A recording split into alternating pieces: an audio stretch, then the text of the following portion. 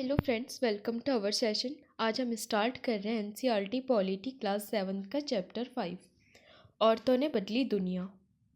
पिछले अध्याय में हमने देखा कि किस तरह महिलाओं द्वारा किया जाने वाला घर का काम काम ही नहीं माना जाता।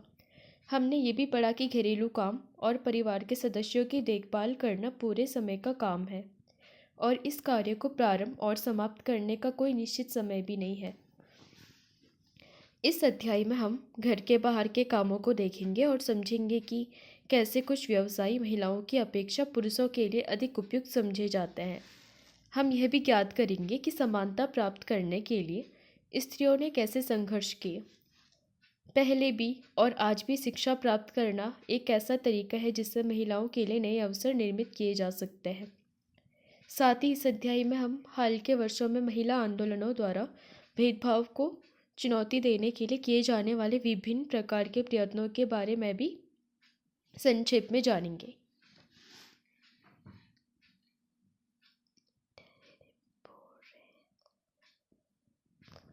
भारत में 83.6% महिलाएं खेतों में काम करती है। उनके कामों में पौधे रोपना, खरपतवार निकालना, फसल काटना और कुटाई करना शामिल है। फिर भी जब हम किसान के बारे में सोचते हैं तो हम एक पुरुष के बारे में ही सोचते हैं, जबकि ऐसा बिल्कुल नहीं है। खेती दोनों ही करते हैं, पुरुष भी करती है, महिलाएं भी करती है, लेकिन धारणा हमने यही बनाई है कि सिर्फ पुरुष ही खेती करता है। यहाँ पे एक क्लास है, वहाँ पे एक मैडम है जो अपने क्लास के 30 बच्चों के साथ एक प्रोजेक्ट करती है। रोजी मैडम की कक्षा में 30 बच्चे हैं। उन्होंने अपनी कक्षा में यही अभ्यास कराया कि कैसे करके हम किसी व्यवसाय में पुरुष और महिला की भूमिका देखते हैं। तो जब उन्होंने शिक्षक के भूमिका में देखा तो 5 पुरुष और 25 महिला के चित्र बनाए। किसान की भूमिका में देखा तो 30 पुरुष और 0 महिला। मिल मजदूर की भूमिका में देखा तो 25 पुरुष और 5 महिला। नर्स के भूमिका में देखा तो 0 पुरुष और 30 महिलाएं। वैज्ञानिक की भूमिका में देखा तो 25 पुरुष और 5 महिलाओं के देखा। पायलट की भूमिका में देखा तो 27 पुरुष और 3 महिलाओं को देखा। तो आप इससे समझ रहे होंगे कि किस प्रकार से कुछ व्यवसायों को सिर्फ पुरुषों तक ही सीमित माना जाता है, जबकि ऐसा बिल्कुल नहीं है। कम अवसर और कठोर अपेक्षाएं। रोजी मैडम की कक्षा के अधिकांश बच्चों ने नर्स के लिए महिलाओं के और पायलट के रूप में पुरुषों के ही चित्र बनाए। ऐसा उन्होंने इस कारण से किया कि उन्हें लगता है कि घर के बाहर भी महिलाएं कुछ खास तरह के काम ही अच्छी तरह से कर सकती है। जैसे बहुत से लोग मानते हैं कि महिलाएं अच्छी नर्स हो सकती है क्योंकि वे अधिक सहनशील और विनम्र होती है। इसे परिवार में स्त्रियों की भूमिका के साथ मिलाकर देखा जाता है। इसी प्रकार से माना जाता है कि विज्ञान के लिए तकनीकी दिमाग की जरूरत होती है और लड़कियां और महिलाएं तकनीकी कार्य करने में सक्षम नहीं होती, जबकि आपको पता होगा वर्तमान समय में तकनीकी क्षेत्र में भी महिलाओं की अच्छी खासी भूमिका है। आप इसका उदाहरण देख सकते हैं मिशन मार्स में। वहाँ पर जितनी भी साइंटिस्ट थी ज़्यादातर महिलाएं थी। अनेक लोग इस प्रकार की रूढ़िवादी धारणाओं में विश्वास करते हैं, इसीलिए बहुत सी लड़कियों को डॉक्टर और इंजीनियर बनने के लिए अध्ययन और प्रशिक्षण लेने के लिए वह सहयोग नहीं मिल पाता जो लड़कों को मिलता है। अधिकांश परिवारों में स्कूली शिक्षा पूरी हो जाने के बाद लड़कियों को इस बात के लिए प्रेरित किया जाता है कि वे शादी को अपने जीवन का मुख्य लक्ष्य मान लें। जैसा आप देखते भी होंगे, अगर कोई डिग्री ले रहा है तो उन्होंने डिग्री को ही कुछ लोग मैरिज सर्टिफिकेट मान लेते हैं। यह समझना आवश्यक है कि हम ऐसे समाज में रह रहे हैं जहां सभी बच्चों को अपने चारों ओर की दुनिया के दबावों का सामना करना पड़ता है।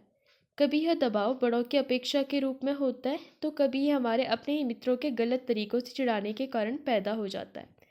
लड़कों पर ऐसी नौकरी प्राप्त करने के लिए दबाव होता है जिसमें उन्हें अधिक वेतन मिले।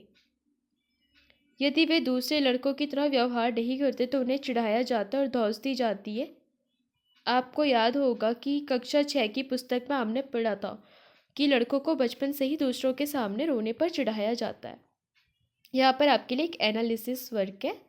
अगर आप नीचे की कहानी पढ़ेंगे फिर आप देखेंगे कि अगर आप जयवीर होंगे तो कौन से विषय चुनेंगे और अपने अनुभव के आधार पर बताइए कि लड़कों को ऐसे किन किन दबावों का सामना करना पड़ता होगा।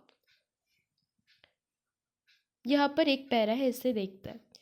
रेल का इंजन आदमी चलाते हैं, पर झारखंड के एक गरीब आदिवासी परिवार की 27 वर्षीय महिला लक्ष्मी लाकरा ने इस धारा का रुख बदल दिया। उत्तरी रेलवे की वह पहली महिला इंजन चालक है। लक्ष्मी के माता पिता पढ़े लिखे नहीं हैं, पर उन्होंने अपने बच्चों को पढ़ाने के लिए बहुत संघर्ष किया। लक्ष्मी की शिक्षा एक सरकारी स्कूल में ही हुई। स्कूल में पढ़ने के साथ साथ लक्ष्मी घर के कामों और अन्य जिम्मेदारियों में हाथ भी बटाती रही। उसने मन लगाकर और मेहनत से पढ़ाई की और स्कूल पूरा करके इलेक्ट्रॉनिक्स में डिप्लोमा अर्जित किया। फिर वह रेलवे बोर्ड की परीक्षा में बैठी और पहली ही कोशिश में उत्तीर्ण हो गई। लक्ष्मी कहती है, मुझे चुनौतियों से खेलना पसंद है, और जैसे ही कोई यह कहता है कि फला काम लड़कियों के लिए नहीं है, मैं उसे करके रहती हूँ। लक्ष्मी के जीवन में ऐसा करने के कई अवसर आए। जब वह इलेक्ट्रॉनिक्स करना चाहती थी, तब उसने पॉलीटेक्निक में मोटरसाइकिल चलाई, और जब उसने तय किया कि वह इंजन ड्राइव करेगी। उसका दृष्टिकोण सीधा साधा है। जब तक मुझे मज़ा आ रहा है और मैं किसी को नुकसान नहीं पहुंचा रही और मैं अच्छे से रह पा रही हूँ और अपने माता पिता की मदद कर पा रही हूँ, तो मैं अपने तरीके से क्यों न जीऊँ। परिवर्तन के लिए सीखना। स्कूल जाना आपके जीवन का एक महत्वपूर्ण हिस्सा है। जैसे जैसे स्कूलों में हर साल अधिकाधिक संख्या में बच्चे प्रवेश ले रहे हैं, हम सोचने लगे हैं कि सब बच्चों के लिए स्कूल जाना एक साधारण बात है। आज हमारे लिए यह कल्पना करना भी कठिन है कि कुछ बच्चों के लिए स्कूल जाना और पढ़ना पहुंच के बाहर की बात या अनुचित बात भी मानी जा सकती है। जैसे आप कई बार देखते होंगे, जो बच्चे मजदूरी करते हैं या फिर होटलों में काम करते हैं, तो उन्हें स्कूल जाने का वक्त कब मिलता होगा? क्या आपने इस बारे में सोचा है? परंतु अतीत में लिखना और पढ़ना कुछ लोग जानते थे। अधिकांश बच्चे वही काम सीखते थे जो उनके परिवार में होता था या उनके बुजुर्ग करते थे।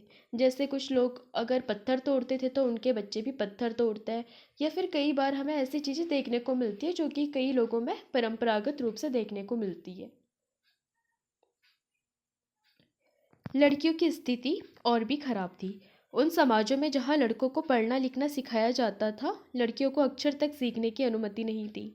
यहाँ तक कि उन परिवारों में भी जहाँ कुम्हारी, बुनकरी यानी कि जो वस्त्र बुनने वाले होते हैं, और हस्तकला सिखाई जाती थी, यह धारणा थी कि लड़कियों और औरतों का काम केवल सहायता करने तक ही सीमित है। जैसे कुम्हार के व्यवसाय में स्त्रियां मिट्टी एकत्र करती थी और बर्तन बनाने के लिए उसे तैयार करती थी। चूंकि वे चाक नहीं चलाती थी, इसीलिए उन्हें कुम्हार नहीं माना जाता था। 19वीं शताब्दी में लगभग 200 वर्ष पूर्व शिक्षा के बारे में कई नए विचारों ने जन्म लिया। विद्यालय अधिक प्रचलन में आ गया और वे समाज जिन्होंने स्वयं कभी पढ़ना लिखना नहीं सीखा था, अपने बच्चों को स्कूल भेजने लगे। तब भी लड़कियों की शिक्षा को लेकर बहुत विरोध हुआ था। इसके बावजूद बहुत सी स्त्रियों और पुरुषों ने बालिकाओं के लिए स्कूल खोलने के प्रयत्न किए। स्त्रियों ने पढ़ना लिखना सीखने के लिए संघर्ष किया। रमाबाई 1858 to 1922 अपनी बेटी के साथ यहाँ पर इस डायग्राम में दिख रही होंगी आपको। महिला शिक्षा की ये योद्धा स्वयं कभी स्कूल नहीं गई, पर अपने माता पिता से उन्होंने पढ़ना लिखना सीख लिया था। उन्हें पंडिता की उपाधि दी गई क्योंकि वे संस्कृत पढ़ना लिखना जानती थी, जो उस समय की औरतों के लिए बहुत बड़ी उपलब्धि थी। औरतों को तब यह ज्ञान अर्जित करने की अनुमति नहीं थी। उन्होंने 1898 में पुणे के पास खेड़गांव में एक मिशन स्थापित किया, जहां विधवा स्त्रियों और गरीब औरतों को पढ़ने लिखने और स्वतंत्र होने की शिक्षा दी जाती थी। उन्हें लकड़ी से चीज़ें बनाने, छापा खाना चलाने जैसे कुशलताएं भी सिखाई जाती थी, जो वर्तमान में भी लड़कियों को कम ही सिखाई जाती है। आइए हम राम सुंदरी देवी 1800 से 1890 का अनुभव पढ़ें, जो 200 पूर्व पश्चिम बंगाल में पैदा हुई थी। 60 वर्ष की अवस्था में उन्होंने बांग्ला भाषा में अपनी आत्मकथा लिखी। उनकी पुस्तक आमार जीवन किसी भारतीय महिला द्वारा लिखित पहली आत्मकथा है। राज सुंदरी देवी एक धनवान जमींदार परिवार की गृहिणी थी। उस समय लोगों का विश्वास था कि यदि लड़की लिखती पढ़ती है, वह पति के लिए दुर्भाग्य लाती है और विधवा हो जाती है। इसके बावजूद उन्होंने अपने शादी के बाद स्वयं ही छुप छुप कर पढ़ना लिखना सीखा। मैं अत्यंत सवेरे ही काम करना शुरू कर देती थी और उधर आधी रात हो जाने के बाद भी काम में लगी रहती थी। बीच में भी विश्राम नहीं होता था। उस समय मैं केवल 14 साल की थी। मेरे मन में एक अभिलाषा पनपने लगी, मैं पढ़ना सीखूंगी और एक धार्मिक पांडुलिपि पढ़ूंगी। मैं अभागी थी, उन दिनों स्त्रियों को नहीं पढ़ाया जाता था। मैं बाद में स्वयं ही अपने विचारों का विरोध करने लगी। मुझे क्या हो गया है, स्त्रियां पढ़ती नहीं है, फिर मैं कैसे पढ़ूंगी। फिर मुझे एक स्वप्न आया, मैं चैतन्य भागवत, एक संत का जीवन पढ़ रही थी। बाद में दिन के समय जब मैं रसोई में बैठी हुई भोजन बना रही थी, मैंने अपने पति को सबसे बड़े बेटे से कहते सुना, बिपिन, मैंने अपनी चैतन्य भागवत यहाँ छोड़ी है। जब मैं इसे मंगाऊं तुम इसे अंदर ले आना। वे पुस्तक वहीं छोड़कर चले गए। जब पुस्तक अंदर रख दी गई, मैंने चुपके से उसका एक पन्ना निकाल लिया और सावधानी से उसे छुपा लिया। उसे छुपाना भी एक बड़ा काम था, क्योंकि किसी को भी वह मेरे हाथों में नहीं दिखना चाहिए था। मेरा सबसे बड़ा बेटा उस समय ताड़ के पत्तों पर लिखकर अक्षर बनाने का अभ्यास कर रहा था। उसमें से भी मैंने एक छिपा दिया। जब मौका मिलता मैं जाती और उस पन्ने के अक्षरों का मिलान करके अपने याद किए गए अक्षरों से करती। मैंने उन शब्दों का भी मिलान करने की कोशिश की जो मैं दिन भर में सुनती रहती थी। अत्यधिक जतन और कोशिशों से एक लंबे समय के बाद मैं पढ़ना सीख सकी। राज सुंदरी देवी के अक्षर ज्ञान ने उन्हें चैतन्य भागवत पढ़ने का अवसर दिया। स्वयं अपने लेखन से उन्होंने संसार को उस समय की स्त्रियों के जीवन के बारे में जानने का एक अवसर दिया। राज सुंदरी देवी ने अपने दैनंदिन जीवन के अनुभवों को विस्तार से लिखा है। ऐसे भी दिन होते थे जब उन्हें दिन भर में क्षण भर का भी विश्राम नहीं मिलता, इतना समय भी नहीं कि वे जरा बैठकर कुछ खा ही लें। शिक्षा प्राप्त करके कुछ महिलाओं ने समाज में स्त्रियों की स्थिति के बारे में प्रश्न उठाए। उन्होंने असमानता के अपने अनुभवों का वर्णन करते हुए कहानियाँ, पत्र और आत्मकथाएं लिखी। अपने लेखों में उन्होंने स्त्री और पुरुष दोनों के लिए सोचने और जीने के नए नए तरीकों की कल्पना की। आप चाहे तो कुछ और ऐसे एग्जाम्पल दे सकते हैं। एक और एग्जाम्पल है रुकैया सखावत हुसैन और लेडी लैंड का उनका सपना। रुकैया सखावत हुसैन 1880 to 1932 एक धनी परिवार में पैदा हुई थी, जिसके पास बहुत जमीन थी। यद्यपि उन्हें उर्दू पढ़ना और लिखना आता था, परंतु उन्हें बांग्ला और अंग्रेजी सीखने से रोका गया। उस समय अंग्रेजी को ऐसी भाषा के रूप में देखा जाता था जो लड़कियों के सामने नए विचार रखती थी, जिन्हें लोग लड़कियों के लिए ठीक नहीं मानते थे। इसीलिए अंग्रेजी अधिकतर लड़कों को ही पढ़ाई जाती थी। रुकैया ने अपने बड़े भाई बहन के सहयोग से बांग्ला और अंग्रेजी पढ़ना लिखना सीखा। आगे जाकर वे एक लेखिका बनी। 1905 में जब वे केवल 25 साल की थी, तब अंग्रेजी भाषा के कौशल का अभ्यास करने के लिए उन्होंने एक उल्लेखनीय कहानी लिखी, जिसका शीर्षक था सुल्ताना का स्वप्न।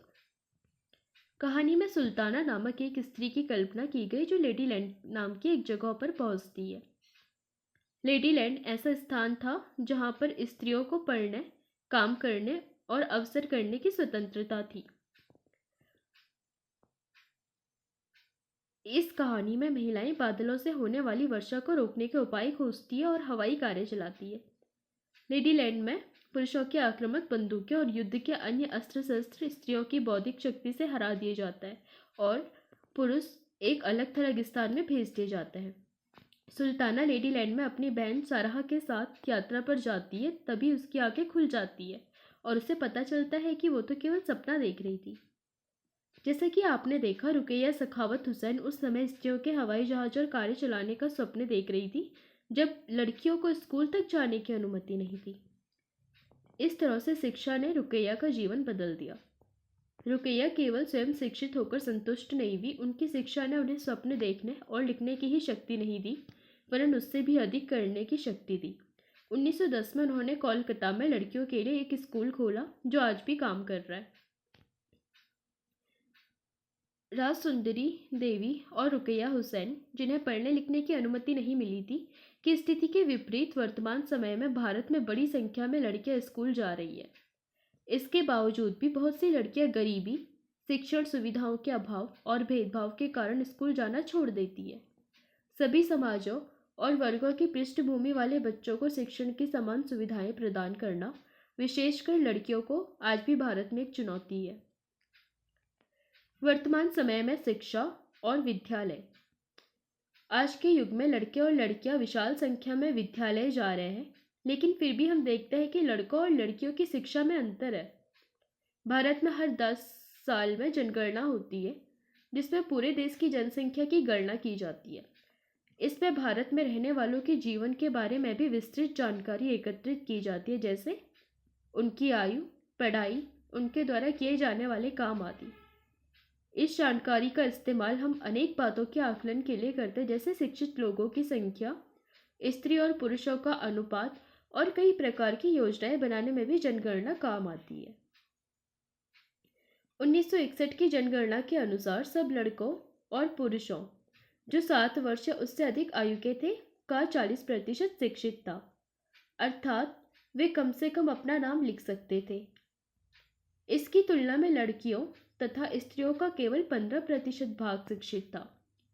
जो हमारा SDG गोल है, उसका जो चौथा गोल है वो गुणवत्तापूर्ण शिक्षा की बात करता है। 2011 की जनगणना के अनुसार लड़कों और पुरुषों की यह संख्या बढ़कर 82% हो गई और शिक्षित लड़कियों तथा स्त्रियों की संख्या 65%। इसका आशय ये हुआ कि पुरुषों और स्त्रियों दोनों के बीच ऐसे लोगों का अनुपात बढ़ गया है जो पढ़ लिख सकते हैं और जिन्हें कुछ हद तक शिक्षा मिल चुकी है। लेकिन जैसे कि आप देख सकते हैं, अब भी स्त्रियों की तुलना में पुरुषों का प्रतिशत अधिक है। इनके बीच का जो अंतर है वो अभी तक समाप्त नहीं हुआ है। यहाँ पर एक तालिका है, आप इसे ध्यान से देखिए और फिर इन प्रश्नों के उत्तर दीजिए। उच्च प्राथमिक स्तर पर कितने बच्चे स्कूल छोड़ देते हैं? शिक्षा के किस स्तर पर आपको सर्वाधिक बच्चे स्कूल छोड़ते हुए दिखाई देते हैं? आपके विचार में अन्य सभी वर्गों की तुलना में आदिवासी लड़के लड़कियों की विद्यालय छोड़ने की दर अधिक क्यों है? संभवतः आपने ऊपर दी गई तालिका में इस बात पर ध्यान दिया होगा कि सब लड़कियों की श्रेणी की तुलना में अनुसूचित जाति और अनुसूचित जनजाति की लड़कियों के स्कूल छोड़ने की दर ज़्यादा है। इसका अर्थ यह हुआ कि दलित और आदिवासी पृष्ठभूमि की लड़कियों के स्कूल में रहने की संभावना कम रहती है। वर्ष 2011 की जनगणना से ये भी पता चलता है कि अनुसूचित जाति और अनुसूचित जनजाति लड़कियों की अपेक्षा मुस्लिम लड़कियों की प्राथमिक शिक्षा पूरी करने की संभावना और भी कम रहती है। मुस्लिम लड़कियां स्कूल में लगभग 3 साल ही रह पाती है, जबकि अन्य समुदायों की लड़कियां स्कूल में 4 वर्ष का समय बिता पा रही हैं। दलित, आदिवासी और मुस्लिम वर्ग के बच्चों के स्कूल छोड़ देने के अनेक कारण हैं। देश के अनेक भागों में, विशेषकर ग्रामीण और गरीब क्षेत्रों में नियमित रूप से पढ़ाने के लिए न उचित स्कूल है, न ही शिक्षक।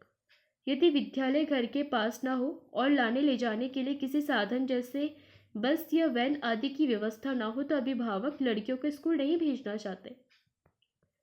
और कई बार आप देखते होंगे, अगर आपको एक शहर से दूसरे शहर जाना हो तो वहाँ पे भी लड़कियों के लिए कई बार सोचा जाता है। कुछ परिवार अत्यंत निर्धन होते हैं और अपने सब बच्चों को पढ़ाने का खर्चा नहीं उठा पाते। ऐसी स्थिति में लड़कों को प्राथमिकता मिल सकती है। बहुत से बच्चे इसलिए भी स्कूल छोड़ देते हैं क्योंकि उनके साथ उनके शिक्षक और सहपाठी भेदभाव करते हैं। जैसे आपको पता होगा, शिक्षा को बढ़ाने के लिए 2014 में शुरू हुआ बेटी बचाओ एंड बेटी पढ़ाओ। आप इसके बारे में और ज़्यादा खोज खबर करके कमेंट सेक्शन में इसके बारे में बता सकते हैं। महिला आंदोलन। अब महिलाओं और लड़कियों को पढ़ने का और स्कूल जाने का अधिकार है।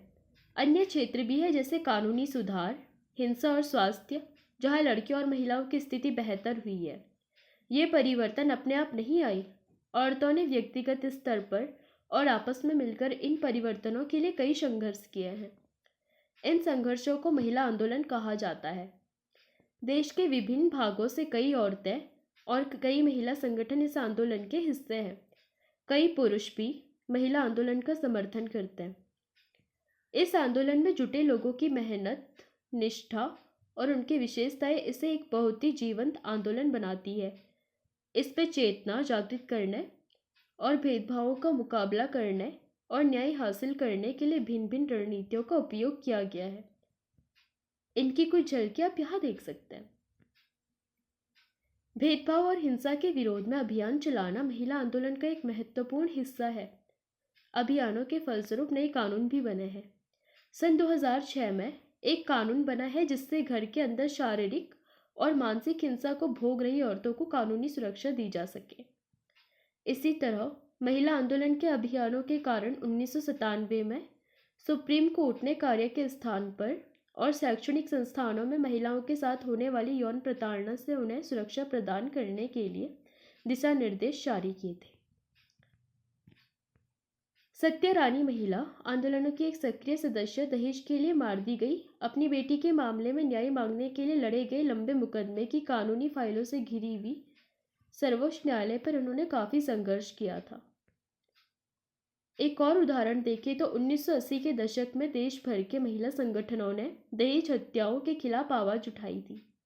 नवविवाहित युवतियों को उनके पति और ससुराल के लोगों द्वारा दहेज के लालच में मौत के घाट उतार दिया जाता था।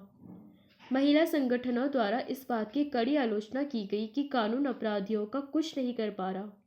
इस मुद्दे पर महिलाएं सड़कों पर निकल आई। उन्होंने अदालत के दरवाजे खटखटाए और आपस में अनुभव और जानकारियों को आदान प्रदान किया। अंततः यह समाज का एक बड़ा सार्वजनिक मुद्दा बन गया और अखबारों में छाने लगा। दहेज से संबंधित कानून को बदला गया ताकि दहेज मांगने वाले परिवारों को दंडित किया जा सके। जागरूकता बढ़ाना इसके लिए एक महत्वपूर्ण हो सकता है। औरतों के अधिकारों के संबंधों में समाज में जागरूकता बढ़ाना भी महिला आंदोलन का ही प्रमुख कार्य है। गीतों, नुक्कड़ नाटकों और जनसभाओं के माध्यम से वह अपने संदेश लोगों के बीच पहुंचाता है। विरोध करना, जब महिलाओं के हितों का उल्लंघन होता है जैसे किसी कानून या नीति द्वारा, तो महिला आंदोलन ऐसे उल्लंघनों के खिलाफ आवाज उठाती है। लोगों का ध्यान खींचने के लिए रैलियां, प्रदर्शन आदि बहुत असरकारक तरीके हैं। बंधुत्व व्यक्त करना, न्याय के अन्य मुद्दों और औरतों के साथ बंधुत्व व्यक्त करना भी महिला आंदोलन का हिस्सा है। 8 मार्च अंतर्राष्ट्रीय महिला दिवस को दुनिया भर की औरतें अपने संघर्षों को ताज़ा करने और जश्न मनाने के लिए इकट्ठी होती है। हर साल 14 अगस्त को वाघा में भारत पाकिस्तान की सीमा पर हजारों लोग इकट्ठा होते हैं और एक सांस्कृतिक कार्यक्रम आयोजित करते हैं, जहां पर भारत और पाकिस्तान के लोगों के बीच बंधुत्व प्रदर्शित करते हुए औरतें जलती हुई मोमबत्तियां उठाती हैं। इसके अलावा अब हम बात करते हैं हमारे संविधान और वैधानिक रूप से महिलाओं को क्या क्या अधिकार मिले हुए हैं और कौन कौन सी स्कीम्स है जिनसे वो आगे बढ़ सकती हैं। सबसे पहले 15 का पहला क्लॉज लिंग के आधार पर भेदभाव निषेध करता है। 15 का तीसरा क्लॉज महिलाओं के लिए विशेष उपबंध करता है, यानी कि सकारात्मक भेदभाव हो सकता है। 16 का सेकंड क्लॉज रोजगार पाने के लिए लिंग के आधार पर भेदभाव निषेध की बात करता है। 21 सभी को गरिमामयी जीवन जीने का अधिकार देता है। 23 का पहला क्लोज मानव की अवैध तस्करी और बलात्श्रम निषेध करता है। 39 से जीविका के पर्याप्त साधन के लिए राज्य महिला और पुरुषों के लिए समान अधिकार सुनिश्चित करेगा। 39 डी महिला और पुरुषों के लिए समान कार्य के लिए समान वेतन का प्रावधान करता है। 39 सी राज्य यह सुनिश्चित करे कि महिला श्रमिकों की क्षमता और स्वास्थ्य को हानि न पहुंचे और उन्हें उनकी क्षमता गैर अनुकूल उप व्यवसायों में प्रवेश के लिए आर्थिक आवश्यकता द्वारा बाध्य न किया जाए। 42 कार्य की मानवीय दशा और न्याय को सुनिश्चित करने और मातृत्व अवकाश के लिए प्रावधान करता है। 43 51 ए का ई भारतीय नागरिक का कर्तव्य है कि महिलाओं की गरिमा को चोट पहुंचाने वाले व्यवहारों की निंदा करे। 243 डी का थर्ड पंचायत में 1/3 सीटें महिलाओं के लिए आरक्षित होगी। 243 डी 4 पंचायत में अध्यक्ष पद के लिए 1/3 सीट महिलाओं के लिए आरक्षित होगी। अब हम बात करते हैं वैधानिक। घरेलू हिंसा से महिलाओं की सुरक्षा अधिनियम 2005, इसमें हर प्रकार की हिंसा को शामिल किया गया है। मानसिक, शारीरिक, यौन, भावनात्मक हिंसा आदि से सुरक्षा प्रदान करता है। दूसरा, अनैतिक व्यापार निरोधक अधिनियम 1956 महिलाओं और लड़कियों की तस्करी को रोकता है। तीसरा, महिलाओं का अशिष्ट प्रदर्शन प्रतिषेध अधिनियम 1986 विज्ञापन चित्र आकृति में महिलाओं के अशिष्ट प्रदर्शन का निषेध करता है। चौथा, सती आचरण निवारक अधिनियम 1987 सती प्रथा के महिमा मंडन पर रोक लगाता है।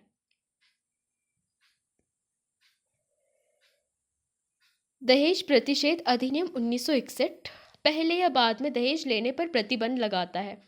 मातृत्व लाभ अधिनियम 1961 जन्म से पहले और बाद में मातृत्व और अन्य लाभ उपलब्ध कराता है, रोजगार की सुरक्षा देता है और मातृत्व का लाभ का हक देता है जिससे बच्चे की देखभाल की जा सके।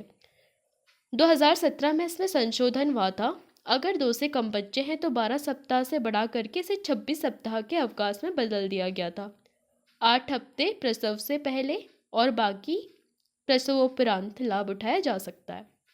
अगर 2 या इससे ज़्यादा बच्चे होंगे तो 12 हफ्ते का मातृत्व अवकाश मिलेगा, 6 हफ्ते प्रसव पूर्व और 6 हफ्ते प्रसव के बाद।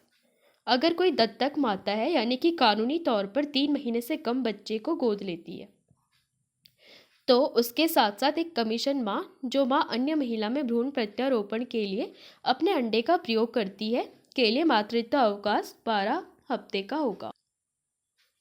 माँ को क्रैच सुविधा प्रदान की जाएगी। क्रैच की 4 यात्राओं की अनुमति उद्यम द्वारा प्रदान की जाएगी। माँ को घर से काम की अनुमति मिल सकती है। इसके अलावा 7वां गर्भ का चिकित्सीय समापन अधिनियम 1971 मानवीय चिकित्सकीय आधारों पर पंजीकृत चिकित्सकों द्वारा गर्भावस्था की सुविधा देता है। भारतीय दंड संहिता 1860 दहेज, हत्या, बलात्कार, अपहरण, क्रूरता और अन्य अपराधों में महिलाओं को बचाने के प्रावधान आदि इसमें शामिल किए गए।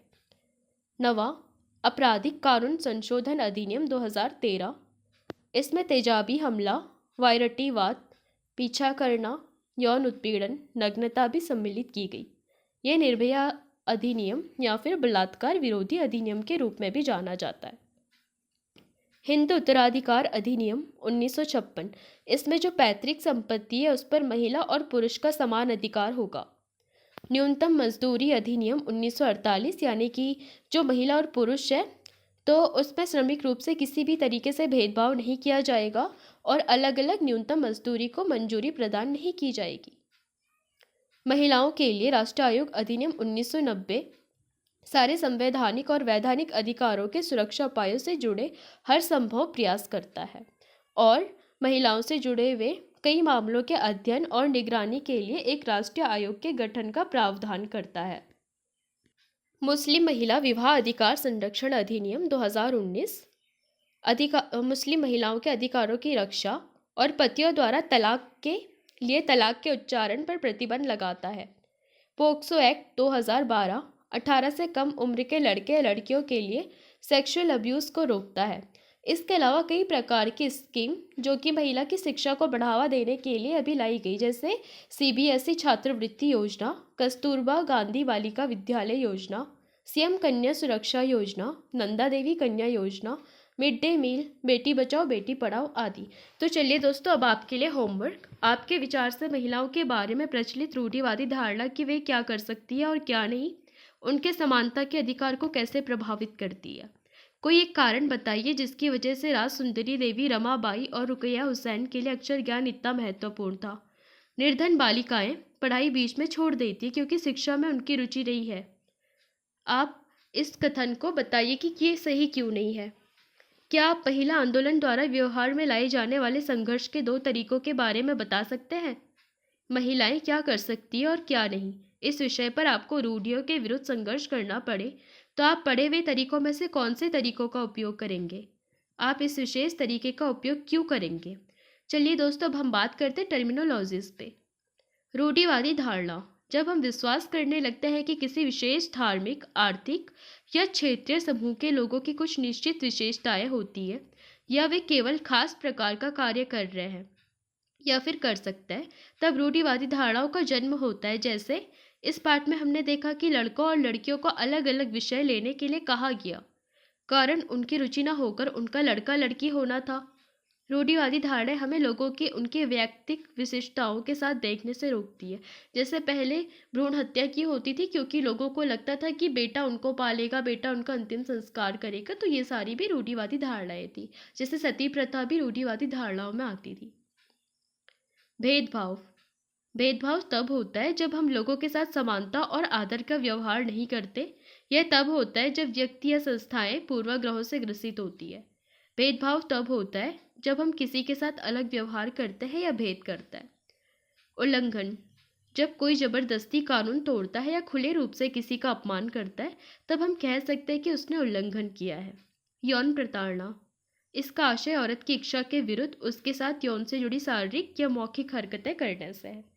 तो चलिए दोस्तों, आज के लिए इतना ही। अब मिलेंगे नेक्स्ट क्लास में। अगर पसंद आई तो लाइक कीजिए, शेयर कीजिए, सब्सक्राइब कीजिए, ताकि आपको ऐसे कंटेंट मिलते रहे और जिन लोगों को लगता है कि एनसीईआरटी पढ़ने का टाइम नहीं है वो इसे फ्री टाइम में सुन सकते हैं। Thanks to watching.